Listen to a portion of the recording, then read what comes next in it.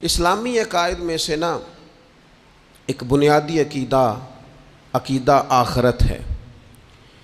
جن چیزوں پر انسان ساری زندگی اعمال کرتا ہے وہ چیزیں ہوتی ہیں جو اس کے عقیدے میں شامل ہوتی ہیں۔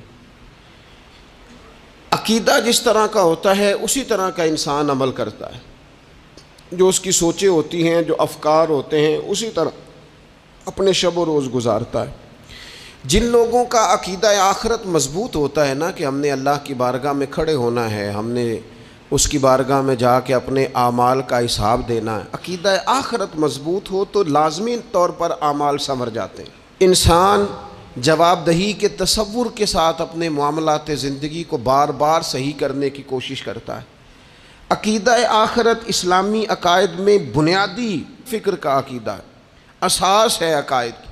اگر کسی شخص کا یہ خیال ہو جائے کہ میں بس یہی زندگی ہے، کھا لو پی لو موج کرو، تو ظاہر ہے وہ فنا کا نام جب رکھ لے گا زندگی کو اور وہ دوبارہ اٹھنے کا قائل ہی نہیں ہوگا تو وہ تو کسی قانون کا پابند ہی نہیں رہے گا، وہ تو کسی چیز کی پابندی نہیں کرے گا، کسی چیز سے پرہیز نہیں کرے گا، من چاہی زندگی گزارے گا۔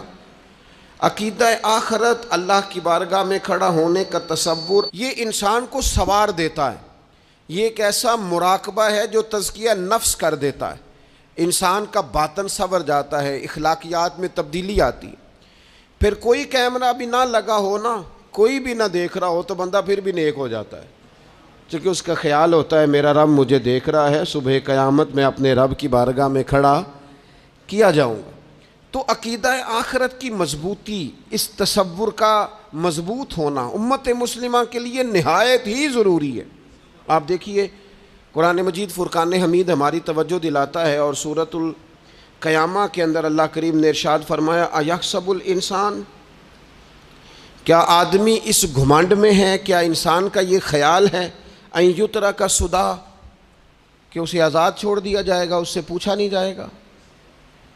کیا انسان یہ سمجھتا ہے اس سے کوئی سوال؟ ایحسب الانسان، کیا انسان اس گمان میں ہے، اس گھمنڈ میں ہے ان یترک سدی، کہ اسے آزاد چھوڑ دیا جائے گا، کوئی پوچھنے والا نہیں ہوگا؟ اسے آزاد نہیں چھوڑا جائے گا، اس پر پابندیاں ہیں، اس پر کچھ قیود ہیں، اسے کچھ حدود بتائی گئی ہیں، اسے ایک دائرہ کار دیا گیا ہے، اسے بتایا گیا ہے کہ یہ حلال ہے، یہ حرام ہے، یہ تیرے لیے جائز ہے، یہ تیرے لیے جائز نہیں ہے۔ اس چیز کی حد تک تو آگے بڑھ سکتا ہے، یہاں سے اس لائن کو تو کراس نہیں کر سکتا۔ اس پر پابندیاں ہیں، ان پابندیوں کے بیچ رہ کے وہ زندگی گزارے گا۔ اور یہ بھی یاد رکھے، یہ آیت ایک دوسرا معنی یہ دیتی ہے کہ یہ مت سمجھے کہ صبح قیامت اسے چھوڑ دیا جائے گا، اس سے پوچھا جائے گا، اس سے سوال کیا جائے گا۔ اللہ کی بارگاہ میں جب یہ کھڑا ہوگا تو اسے اپنے اعمال کا حساب دینا ہو۔ لازمی طور پر ایک عدالت صبح قیامت لگے گی، جس عدالت میں مجرم پیش ہوں گے، انہیں اپنے جرموں کا حساب دینا ہے، ظالموں کو کھڑا کیا جائے گا، ان سے ان کے ظلم کے بارے میں باز پرس ہوگا۔ تو لازمی طور پر عقیدہ آخرت کی مضبوطی انسان کو مضبوط کرتی، اس کے اعمال پر پیرے بیٹھ جاتے ہیں، وہ پھونک پھونک کر قدم رکھتا ہے، سوچ کر جملے بولتا ہے، وہ کوئی بھی معاملہ کرتا ہے تو اس میں اس کا خیال ہوتا ہے کہ میں نے دنیا سے چلے جانا ہے، میرے پاس پتہ نہیں کتنا وقت بچا ہے، لہٰذا مجھے آخرت میں پیش ہونا ہے، اپنے معاملات کی آسانی کے لیے، وہاں کی آسانی کے لیے میں یہاں تھوڑا سوچ سمجھ کے چلوں۔ رب فرماتا ہے تجھے ایسے ہی آزاد نہیں چھوڑا جائے گا، آزاد پنچھیوں جیسی زندگی نہ گزار، صبح قیامت کے معاملات کو پیش نظر رکھ، اس پر غور کر۔ یہ تصور گھر کے باہر بھی پورا مضبوط ہونا چاہیے اور گھر کے اندر بھی پورا مضبوط ہونا چاہیے۔ انسان اپنے مالک سے ڈرے اور قیامت کے دن اس کی بارگاہ میں حاضری کا یقین رکھے، اور وہ یاد رکھے کہ یہاں جو کچھ، وہ دیکھیں نا، بچوں کو استاد پڑھاتا ہے، محنت کراتا ہے، اگر بچے نہیں پڑھتے تو ڈانٹتا بھی ہے، سمجھاتا بھی ہے، قائل بھی کرتا ہے، اور جب وہ آخری بات کرتا ہے تو پھر وہ پتہ کیا کہتا ہے؟ چلو ٹھیک ہے، اگر نہ پڑھو گے تو امتحان تو آنا ہی ہے نا، رزلٹ تو آنا ہے، پیپر میں بیٹھو گے نہیں آئے گا، فیل ہو جاؤ گے۔ یہ لاسٹ پر یہ بات ضرور ہوتی ہے، اور یہ امتحان دینے کا تصور اور امتحانی سینٹر میں جانے کا خیال طالب علم کو مجبور کرتا ہے کہ میں اسباق تیار کروں، میں بار بار اس پر غور کروں، میں کتاب کو سمجھوں، میں اس کو حل کروں چیزوں کو، تاکہ جب میں مرکز میں جاؤں پرچہ دینے کے لیے امتحانی سینٹر میں تو پھر مجھے پریشانی کوئی نہ ہو۔ بس سمجھانے کے لیے بات عرض ہے کہ یہاں لوگوں کو بتایا جاتا ہے، قائل کیا جاتا ہے یہ حلال ہے، یہ حرام ہے، یہ تیرے لیے ٹھیک نہیں ہے، یہ تیری حدود ہیں، یہ تیرے قیود ہیں، یہ تیرا دائرہ کار ہے۔ لیکن اگر پھر بھی کوئی بندہ باز نہ آئے، پھر بھی کوئی شخص باز نہ آئے، تو پھر اس کو کہا جائے گا صبح قیامت اللہ خود حساب لے لے گا، پھر تجھے مالک اپنے سامنے کھڑا کرے گا، ثم لتسألن یومئذ عن النعیم، پھر وہ تجھ سے ایک ایک نعمت کے بارے میں سوال کر لے گا، پھر تجھے جواب دینا ہوگا۔ تو اس تصور کو اپنی زندگی میں لاگو کریں کہ ہم نے مرنا ہے، اللہ کی بارگاہ میں جان، اس تصور کو پوری طور پر طاری کریں اپنے ذہنوں میں۔ یہ جو رسمی سی بات ہے نا پتہ نہیں کب چلے جانا ہے، جو جانے والے ہوتے ہیں ان کی کوئی تیاری بھی ہوتی ہے، جن کو پتہ ہوتا ہے نا وہ رمضان المبارک میں نا کئی دفعہ ایسا ہوتا ہے کہ ٹکٹیں نہیں مل رہی ہوتی ہیں اور عمرے کے ویزے لگ چکے ہوتے ہیں، تو ایجنٹ کہہ دیتے ہیں جانے والوں کو کہ تیاری رکھنا، کسی وقت بھی میرا فون آ جائے گا۔ تو لوگوں نے بیگ باندھ لیے ہوتے ہیں، سامان تیار کر لیا ہوتا ہے، سارے انتظامات کر کے رکھے، کیوں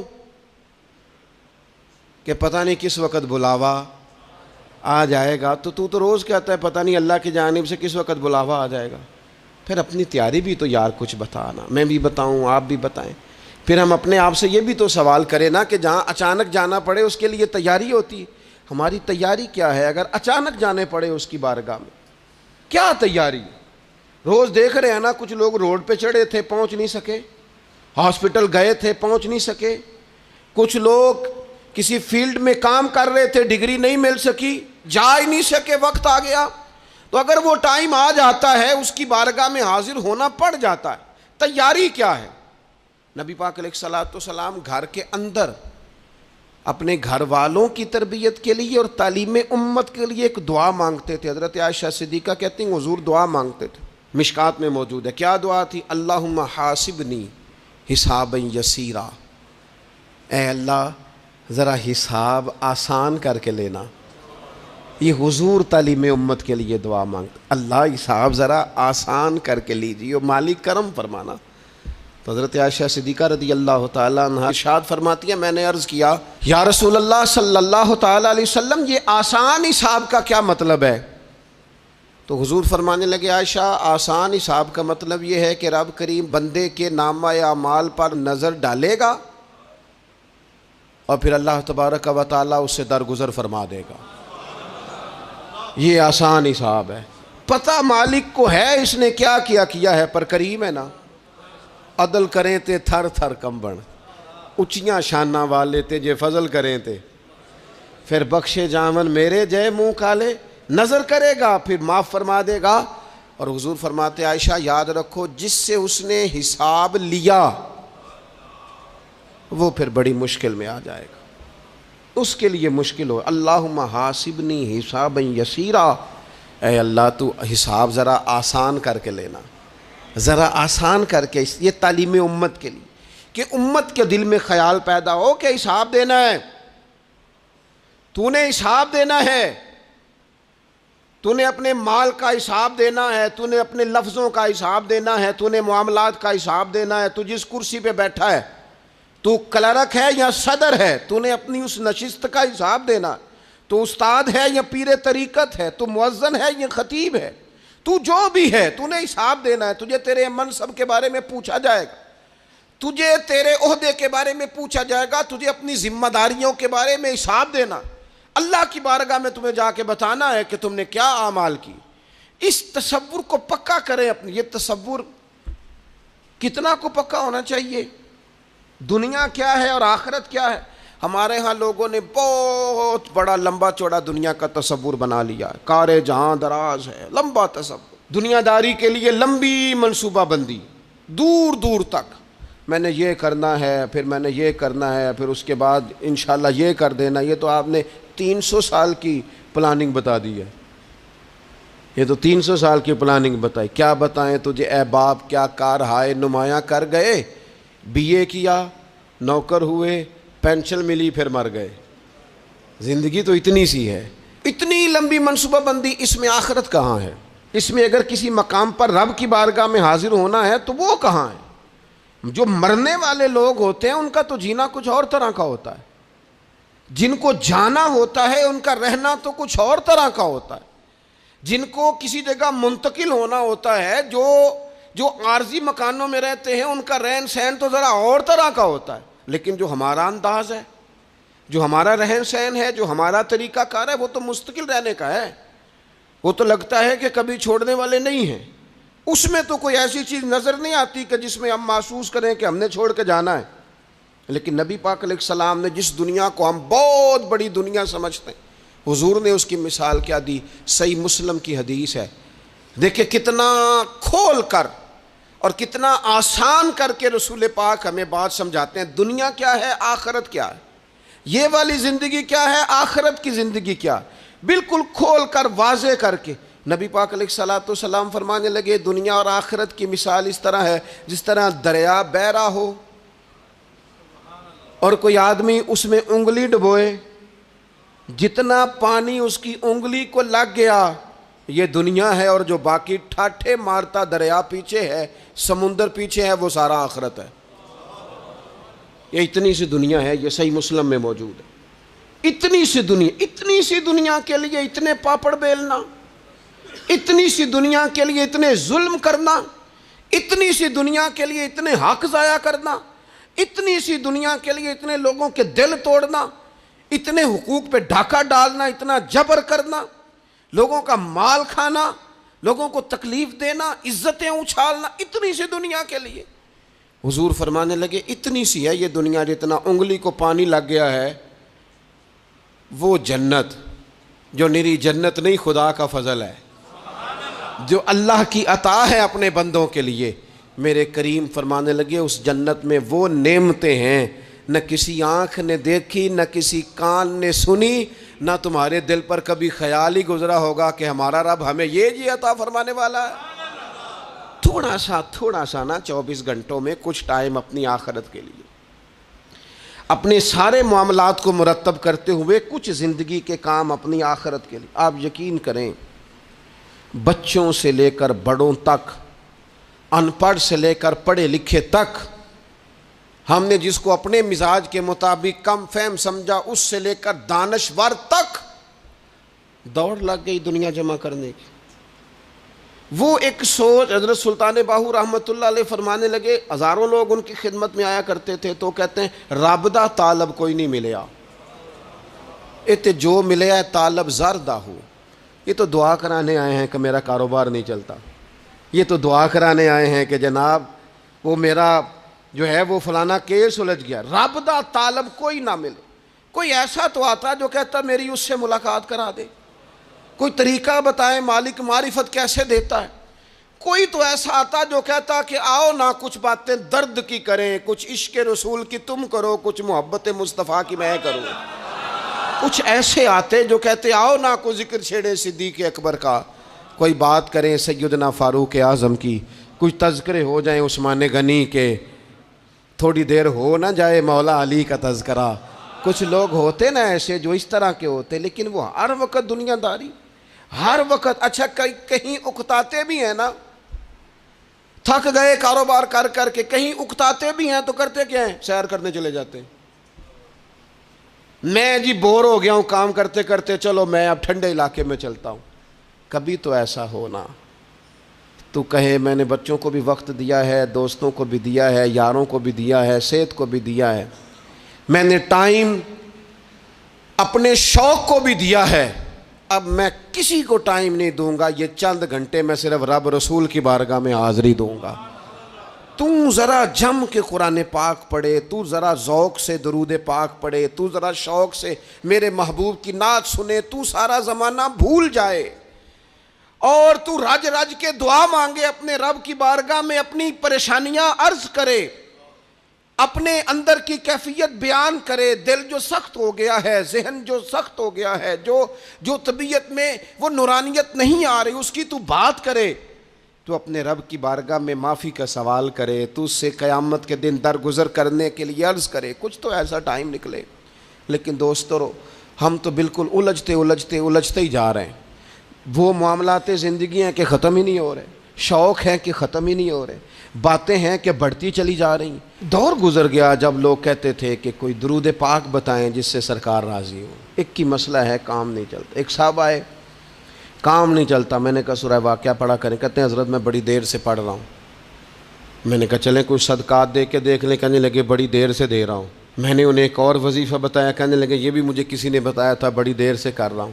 تو میں نے انہیں کہا پھر میری ایک ناقص رائے یہ ہے کہ سارا کچھ کرنے کے بعد اگر ابھی تک پھر بھی آپ سمجھ رہے ہیں نا آپ کی مرضی کے مطابق آپ پر دروازے نہیں کھل رہے، پھر آپ صبر کریں۔ جو میرا رب چاہتا ہے اس پہ راضی رہ کے دیکھیں، پھر ذرا راضی رہ کے دیکھیں، پھر دیکھیں کہ مالک کا فیصلہ کیا ہے۔ وہ آپ کے حق میں کوئی رحمت والا فیصلہ ہی فرمائے گا، پھر ذرا انتظار کر کے دیکھیں، پھر ذرا صبر کر کے دیکھیں۔ پھر وہ کہتا وَبَشِّرِ الصَّابِرِينَ، محبوب یہ جنہوں نے صبر کیا ہے انہیں میری رحمت کی خوشخبری سنا دو۔ پھر وہ کہتا ہے باقیوں کے پاس مال ہوگا، دولت ہوگی، اقتدار ہوگا، بڑا کچھ ہوگا، ان اللہ مع الصابرین، صبر کرنے والوں کے ساتھ رب کریم ہوگا۔ پھر ذرا ٹھہر ہی جائیں، پھر تھوڑا حوصلہ ہی کر لیں، پھر اس کے فیصلے کا ذرا انتظار کر کے دیکھیں۔ ہم نہ من چاہیے زندگی کے پیچھے پریشان ہیں اپنی آخرت کے، اور آخرت کرتی کیا ہے؟ جب آپ کا آخرت پر یقین پکا ہو جاتا ہے نا، پھر لازمی طور پر انسان کے اعمال سنورتا ہے۔ آپ یقین کریں سنورتے ہیں، 100% سنورتے ہیں۔ آپ آخرت پر جتنا یقین، حضرت عمر کا آخرت پر یقین پکا تھا نا، دنیا میں مکان ہی کوئی نہیں بنایا، پکا تھا۔ سیدنا مولا علی شیر خدا امیر المومنین بھی ہو گئے تو طامت پھر بھی پھٹی ہوئی تھی، پکا یقین تھا نا کہ اللہ نے ہمارے لیے آگے بڑی نعمتیں تیار کی ہوئی ہیں۔ حضور نے آ کے فرمایا تھا نا کہ عمر میں تیرا گھر دیکھ آیا ہوں جنت میں، یقین پکا تھا نا بڑا کچھ ملنے والا ہے۔ تو جن لوگوں کا پکا ہونا کہ میرا دیس میں گھر ہے، وہ پردیس میں بلڈنگیں نہیں بنایا کرتے، ان کو پتا تھا کہ ہمارے دیس میں گھر بنے ہوئے ہیں، لہٰذا یہاں وہ کسی پریشانی کا شکار۔ اور دوسرا، جب بندے کا آخرت پر یقین پکا ہو جاتا ہے نا، ایک بات آپ نے ضرور ذہن میں رکھنی ہے۔ ہمارے محدثین نے لکھا ہے جس بندے کا صرف دنیا داری میں جینے کا مزاج ہو جاتا ہے نا، وہ بزدل ہو جاتا ہے، اور جس کا خیال ہوتا ہے نا زندگی عارضی ہے، صبح قیامت دوبارہ اٹھوں گا، وہ بندہ بہادر ہو جاتا ہے۔ جس کا خیال ہے نا یہی کچھ ہے، کھا لو پی لو بس، یہ زندگی ختم ہو گئی تو ختم ہو گئی، مر گئے تو مر گئے، ختم ہو گئے، فنا ہو گئے، ان لوگوں کا مزاج بزدلانہ ہو جاتا ہے، جرت مند نہیں رہتے۔ اور جن کا یہ خیال ہوتا ہے نا مرنے کے بعد بھی اٹھنا ہے، ایک نئی زندگی اللہ عطا کرے گا، وہ لوگ پھر موت سے گھبراتے نہیں، انہیں مرنے سے ڈر نہیں لگتا۔ پھر موت کا لفظ کوئی بندہ سنا کہ انہیں بلیک میل نہیں کر سکتا، وہ بندے طاقتور ہو جاتے ہیں، باہمت ہو جاتے ہیں۔ حضرت جابر بن عبداللہ فرماتے ہیں، بخاری میں حدیث ہے، فرماتے ہیں ایک احد والے دن ایک صحابی کھجور کھا رہے تھے، تو کھجور کھاتے کھاتے انہوں نے نبی پاک صلی اللہ تعالیٰ علیہ وسلم کی خدمت میں عرض کی، حضور اگر میں آج شہید ہو جاؤں تو کہاں جاؤں گا؟ تو محبوب فرمانے لگے میرا رب اپنے فضل سے تجھے جنت عطا کرے گا۔ حضرت جابر ابن عبداللہ رضی اللہ تعالیٰ عنہ فرماتے ہیں اس بندے نے کیا کیا، اس نے نا کھجور جتنی کھا لی تھی کھا لی، باقی نکال دی منہ سے، تلوار لی، میدان میں گئے، شہید ہو گئے۔ سبق ہمیں کیا دیا؟ کہنے لگے جب مرتے ہی اللہ تعالیٰ جنت عطا کرے گا، پھر کھجور کھاتے کھاتے رہنے والی دیر بھی کیوں کرنی ہے؟ پھر چھوڑو، جنت میں جا کے اللہ کے دیے ہوئے انعام کھائیں گے۔ کھجور کھانے کی بھی دیر برداشت نہیں کی۔ یہ آخرت کا اجر، آخرت میں رب کی بارگاہ میں کھڑے ہونے کا تصور بندے کو طاقتور کر دیتا۔ وہ بزدل، اقبال کیا کہتے ہیں؟ اقبال کہتے ہیں موت کو سمجھے ہیں غافل اختتام میں زندگی، یہ ہے شام میں زندگی، پھر صبح دوام میں زندگی۔ اور حضرت بلے شاہ بھی بول پڑے، وہ کہنے لگے عرش فرشتے بانگاں ملیاں مکے پہ گئے شور، بلے شاہ آسان نہیں مرنا، یہ تے مر گیا ہی کوئی ہور، یہ تو کسی اور۔ پھر ایک اور درویش بولے، وہ کہنے لگے وارث شاہ او کدو مر دے، وارث شاہ او کدو مردے جنہ کیتیاں نیک کمائیاں نے، وہ تو اللہ کی بارگاہ میں انعام پاتے ہیں. ایک پل ہے موت، اس پل سے گزرتے ہیں، پھر رب کا فضل انہیں ملتا ہے. میں کئی دفعہ کہہ چکا ہوں، پھر کہتا ہوں، یہ جب بہت ٹینشن بن گئی نا، ڈپریشن بہت بڑھ گیا، کووڈ-19 کے دن تھے، کرونا کے، تو مجھے ایک سرکاری ادارے میں بلایا گیا جہاں اس عملے کو میں نے گفتگو کرنی تھی، اس عملے سے جو مریضوں کو دیکھ رہا تھا. کہنے لگے، مجھے وہاں کے جو ہیڈ تھے کہنے لگے پیر صاحب بڑا ڈپریشن بڑا ہے، لوگ ڈر رہے ہیں. وقتی طور پہ خوف بھی بڑا تھا. تو میں نے ایک صاحب سے وہاں کہا کہ اتنا خوف کس بات کا؟ کہنے لگے جی مجھے تو زیادہ ہجوم آ جائے تو میرا سانس نہیں نکلتا، تو قبر میں تو کھڑکی کوئی نہیں، تو تصور سوچ سوچ کے میں ڈرتا ہوں. تو میں نے کہا ڈاکٹر صاحب، ماں کے پیٹ میں جو رب آکسیجن دیتا ہے وہ قبر میں بھی دے گا. تو انہوں نے آپ کی طرح سبحان اللہ نہیں کی، کیونکہ وہ ڈاکٹر صاحب تھے نا. سیانے بندے کو سمجھانا بھی کافی سیانے بندے کا کام ہے، وہ زیادہ سیانے تھے. لیکن نا سوتے کو جگانا تو کام ہے، اور اگر جاگتے کو جگانا پڑ جائے تو بہت مشکل کام ہوتا ہے. وہ ڈاکٹر صاحب تھے. وہ کہنے لگے جی حضرت صاحب، وہ تو ماں سانس لیتی ہے تو وہ بچے کو جاتا ہے، وہ آکسیجن ماں کے سانس کی بنیاد پہ ملتی ہے، تو قبر میں وہ کیسے ہوگا؟ میں نے کہا چلیں ٹھیک ہے ڈاکٹر صاحب، آپ کی یہ دلیل بھی مان لیتے ہیں. وہ جو انڈے سے بچہ نکلتا ہے، وہ چاروں جانب کوئی سوراخ ہوتا ہے؟ ڈاکٹر صاحب نے قلم چھوڑ دیا، رکھ دیا. میں نے کہا چلو یہ بھی بتاؤ زندہ ہی نکلتا ہے؟ کہنے لگے بالکل. تو میں نے کہا سونا بھی نکلتا ہے؟ کہنے لگے بڑا ہی پیارا ہوتا ہے. میں نے کہا انشاءاللہ جب ہم قبروں سے نکلیں گے، مصطفیٰ کا صدقہ، یوم نحشر المتقین الی الرحمن وفدا، رب کہتا ہے تم جب نکلو گے نا قبروں سے، متقی مومن جب نکلیں گے تو رب کی بارگاہ میں مہمان بنا کر پیش کیے جائیں گے.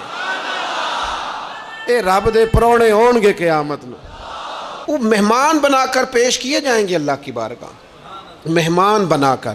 دوستو، قبر صرف دوزخ کا گڑھا نہیں ہے، دوزخ کا گڑھا بھی، لیکن اس کے لیے جس نے دنیا میں رہ کے صرف دنیا کٹھی کی، آخرت کے لیے جمع کچھ نہیں کیا، اور جس نے یہاں رہ کے وہاں کے لیے کوشش کی، صبح سے شام تک ڈرا کہیں میرا رب ناراض نہ ہو جائے، کہیں حضور کی بتائی ہوئی حدیں معاذ اللہ مجھ سے کراس نہ ہو جائے.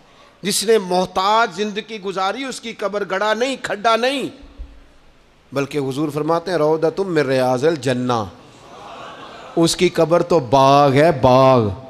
ایک منٹ کے لیے صرف سوچنا، بندہ فوت اور سیدھا اسے باغ میں چھوڑا ہے کوئی، باغ ہے قبر، باغ. اور باغ بھی معمولی نہیں، معمولی کیاری نہیں، روضۃ من ریاض الجنہ، جنت کے باغوں میں سے باغ. اور باغ اتنا سونا ہے جس میں آنکھ کھلے گی تو پہلی زیارت ہی مدینے والے رسول کی نصیب ہوگی. تو خوف آتا ہے وہاں جاتے ہوئے. پہلے بھی میں نے کہا تھا، پھر کہتا ہوں، وہ مرحوم آسی نے کہا تھا آج پھولے نہ سمائیں گے کفن میں آسی، او قبر کی رات ہے ان سے ملاقات کی رات. آج تو ملاقات. تو یہ جو عقیدہ آخرت ہے یہ انسان کو بزدل نہیں کرتا، بہادر کر دیتا ہے. جو لوگ عقیدہ آخرت نہیں رکھتے بزدل ہو جاتے ہیں، اور لازمی طور پر بزدل ہو جاتے ہیں. اسی طرح یہ جو عقیدہ آخرت ہے یہ صبر و تحمل پیدا کرتا ہے انسانی زندگی میں، ٹھہراؤ پیدا کرتا ہے.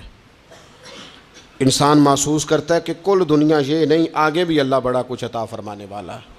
اس کے مزاج کے اندر تحمل، بردباری، سکون رہتا ہے.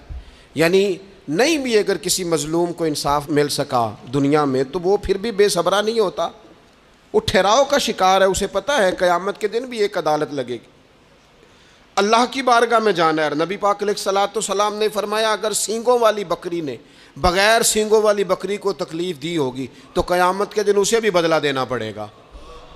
تو یہ تحمل پیدا کرتا ہے، انسان کو ایک حوصلہ ہوتا ہے کہ ساری عدالتیں یہاں نہیں، قیامت میں بھی لگنی. جب انسان عقیدہ آخرت رکھتا ہے نا تو پھر اس کے لیے نا رب کے رستے میں خیرات کرنا بڑا آسان ہو جاتا ہے. پھر نہ وہ محسوس کرتا ہے کہ میں نے سارا کچھ یہاں کے لیے جمع نہیں کرنا، کچھ میں نے وہاں کے لیے بھی جمع کرنا ہے. وہ پھر اپنی آخرت کے لیے کچھ نہ ایک بینک آخرت کا بھی بنا لیتا ہے، اس میں بھی کچھ نہ کچھ جمع کراتا رہتا ہے. اسے پتہ ہوتا ہے کہ میں نے اللہ کی بارگاہ میں حاضر ہونا ہے، وہاں کی بھی کچھ نہ کچھ تیاری. نبی پاک صلی اللہ تعالیٰ علیہ وسلم نے بکرا بھیجا گھر میں ذبح کرنے کے لیے، تو سرکار تشریف لائے سر شام، تو فرمایا کیا بنا؟ عرض کی یا رسول اللہ صلی اللہ تعالیٰ علیہ وسلم سارا بانٹ دیا ہے، محلے داروں میں، رشتہ داروں میں، غریبوں میں سارا بانٹ دیا، بکرے کی ایک دستی صرف بچی ہے، آپ کے لیے رکھی ہے۔ تو حضور نے توجہ کیا دلائی، محبوب نے کس طرف رخ کیا؟ حضور فرمانے لگے اپنے اہل خانہ سے، ازواج مطہرات سے، کریم فرمانے لگے عائشہ وہ جو تم نے بانٹ دیا ہے نا وہ سارا ہی بچ گیا ہے، وہ سارا ذخیرہ ہو گیا، وہ جمع ہو گیا ہے آخرت کے لیے، وہ ہمارے پاس بچ گیا ہے۔ یہ جو تم سمجھتے ہو نا یہ بچا کے رکھا ہے، یہ تو ہم استعمال کر لیں گے، وہ ہم نے سیو کر لیا ہے، وہ بچ گیا ہے۔ حضرت ابو ذر غفاری رضی اللہ تعالیٰ عنہ اپنے خادم سے کہنے لگے کہ مجھے پتہ چلا ہے یہاں فلاں جگہ کچھ غریب لوگ آئے ہیں، تو اس طرح کرنا، جو اچھا اونٹ ہے نا میرے اونٹوں میں سے، اچھا اونٹ وہ ذبح کر کے نا تو ان سارے گھروں میں تقسیم کر دو، جتنا گوشت وہاں بھیجو گے اتنا ہی میرے گھر میں بھی بھیج دینا۔ آپ کا وہ خادم کہتا ہے میں نے اپنی سمجھ کے مطابق اچھا اونٹ ذبح کر کے گوشت بنا کے میں نے بانٹا، اور میں نے اس طرح کیا کہ وہ حضرت ابو ذر غفاری کے گھر بھی اتنا ہی گوشت بھیجا جتنا تمام غربا کے ہاں میں نے بانٹا تھا۔ شام کو جناب ابو ذر غفاری اپنے اونٹوں کے باڑے میں آئے جہاں باندھا کرتے تھے اپنی حویلی میں، تو آ کے دیکھا کہ وہ سرخ بہترین اونٹ جو سب سے بہترین تھا وہ تو کھڑا ہے۔ تو آپ اپنے خادم سے کہنے لگے میں نے تمہیں کہا تھا جو سب سے اچھا ہے اس کو ذبح کرنا، تو وہ کہنے لگا حضور وہ باقیوں میں سے سب سے اچھا تھا، اس سے ہی تھوڑا سا کمزور تھا، اور یہ تو آپ کی سواری کے لیے ہے نا، یہ تو آپ کے کام آتا ہے، اس پہ تو آپ سفر کرتے ہیں، اس لیے میں نے اسے چھوڑ دیا، اور اس کے بعد جو سب سے اچھا تھا وہ میں نے ذبح کر دیا۔ تو حضرت ابو ذر غفاری فرمانے لگے تو شاید سمجھا نہیں، میں اسے بھی سواری کے لیے رکھنا چاہتا تھا پر اپنی آخرت کی سواری کے لیے، میرا دل تھا وہ جو آخرت میں سفر کرنا ہے نا، دشوار گزار گھاٹیاں ہیں، ان گھاٹیوں کے لیے وہ اونٹ میرے کام آ جائے گا، لہذا میں نے تجھے کہا تھا جو سب سے بہتر ہو وہ دے دینا تاکہ ذرا میری آخرت کی سواری بن جائے، تاکہ میں ذخیرہ کر لوں۔ بڑا دیا بال بچوں کو، بڑا دیا بہن بھائیوں کو، بڑا دیا دوست احباب کو، بڑے قرضے دیے ادھر ادھر، لیکن ساری زندگی دیے، ایک موقع پر صرف آپ نے کسی کو انکار کیا نہ، ایک موقع پر، تو وہ پچھلے جو 99 دفعہ آپ نے دیا ہوتا ہے وہ اس کا بھی منکر ہو جاتا ہے، وہ کہتا ہے تو نے کدی کام تے کام ہی نہیں آیا، وہ تو نے تو میری امید ہی توڑ دی، وہ سارے شکوے ساری زندگی کہاں خرچ کر دی بلا، کس مقام پر۔ اور یہاں حال یہ ہے کہ حضور فرماتے ہیں جب تو صدقہ دیتا ہے تو رب اسے اپنے دستے قدرت میں لیتا ہے، اور اس طرح تمہارے صدقے کو پالتا ہے جس طرح تم اپنے گھر میں بچھڑا نہیں پالتے، اس طرح صبح قیامت تمہیں وہ نتیجے کے طور پر پلا ہوا صدقہ ملے گا۔ ہم اپنی آخرت کو چونکہ اس لیول پر یقین نہیں لاتے الا ماشاءاللہ، لہٰذا اس کی تیاری کے لیے ذخیرہ نہیں کرتے، اپنی آخرت کی تیاری کے لیے ذخیرہ کریں اور کوشش کریں کہ اور یہ عقیدہ اپنی اولادوں میں، اپنے متعلقین میں، اپنے احباب میں اس کو راسخ کریں، کوئی نہ کوئی بات عقیدہ آخرت کی، قیامت کی ضرور اس کا تذکرہ کریں، ان باتوں کو اپنی زندگی کا حصہ بنائیں۔